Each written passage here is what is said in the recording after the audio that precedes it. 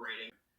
If they were to, they have an interest in, maintaining this, right, and having, things to offer, right, like, I think their interest is that, they want to provide like a range of, supplies and parts and stuff like that. So I think that's kind of broad interest, perhaps.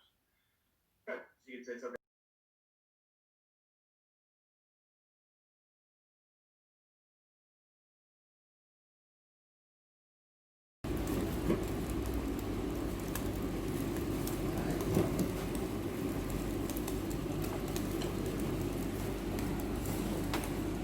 So this is a really important question, particularly just generally politically. It's also an important question, particularly for us as students of law. The question of the state calendar was one that had been relatively neglected within the Marxist tradition.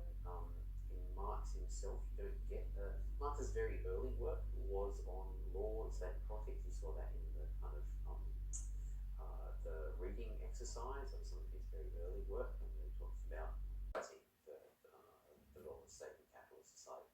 Basically, the question that they're both interested in is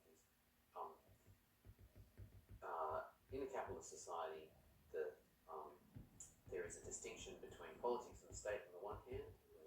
On 11 o'clock, so hopefully everybody is ready to start talking about some of the issues and themes related to technology and dispute resolution, online dispute resolution, and some of those different kind of concepts that were raised in the mandatory, where online dispute resolution is mandatory, like in British Columbia. What do you think about that? Kind of the future of the legal profession side of it, and the idea that particularly where things like document review and discovery are concerned, the kind of analytic. It was actually a very interesting kind of read to go through a lot of the content there. Interesting and scary in two respects. So interesting in that the power of technology and the ability to develop and grow and learn, or are they going to be shoved in so quickly that we're losing some kind of some knowledge that gets passed on that never really gets redeveloped or regenerated. Work is going, the work may be materially different in a lot of ways. Rachel.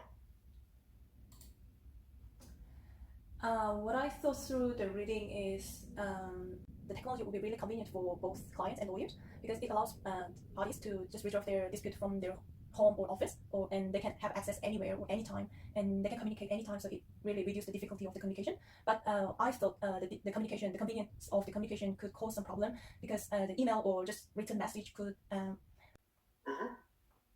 Yeah, I think that's an interesting point as well, and that might actually sort of line up with some of these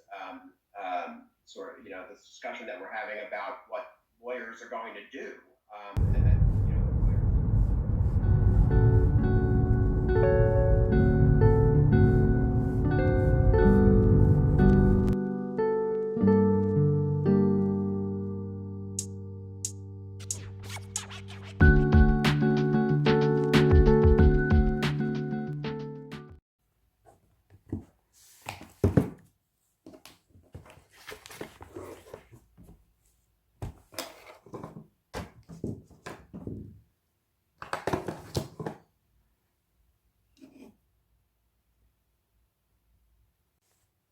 Good morning, everybody.